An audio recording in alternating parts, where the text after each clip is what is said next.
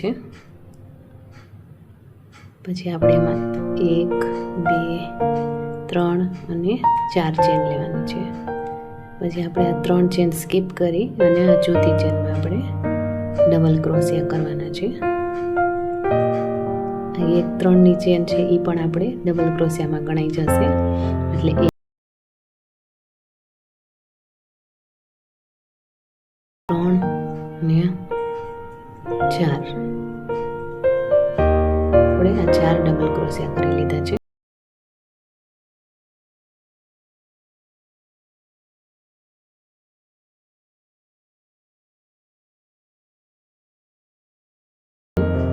હવે આપણે આ ચેનમાં આપણે વર્ક કરવાનું નથી, આ એક છે એટલે એક આપણે આવી ગઈ। હવે એની બાજુમાં કરવાનું છે, તો આપણે પહેલાં એક ડબલ ક્રોશિયા લેશું, પછી આ બીજો એક ચેનમાં આપણે 3 ડબલ ક્રોશિયા કરવાના છે, એટલે 2 ડબલ ક્રોશિયા કરવાના છે અને એક ટ્રિપલ ક્રોશિયા કરવાનું છે। તો આ 2 ડબલ ક્રોશિયા કરી લીધા એક ચેનમાં। હવે આપણે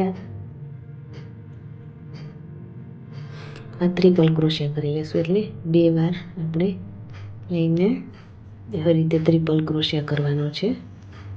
4 માંથી 2 2 માંથી 2 પાછા 2, એટલે આપણે આ ટ્રિપલ ક્રોશિયા થઈ ગયો। હવે બાજુની ચેન છે એમાં પણ આપણે ટ્રિપલ ક્રોશિયા કરવાનો છે। પહેલાં એમાં પણ આપણે 3 કરવાના છે, પણ પહેલો ટ્રિપલ ક્રોશિયા કરવાનો છે।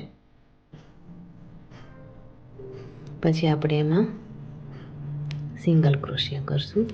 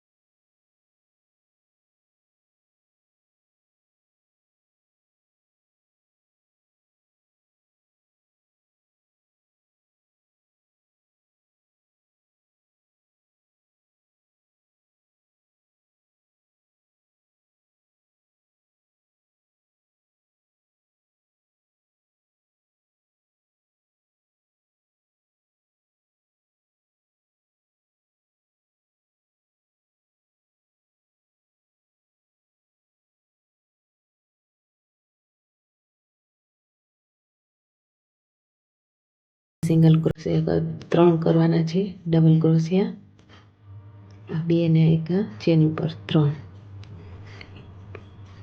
તો આપણી આ કાઈટ બનીને તૈયાર થઈ ગઈ છે। સાવ ઈઝી છે, જેને બનાવવી હોય જલ્દીથી બની જશે।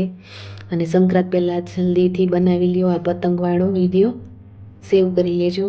ચાલો હવે આપણે આવું ગ્રીન કલરનું અહીંયા પણ બનાવી લઈએ। હવે આ દોરાને આપણે કટ કરી લઈશું।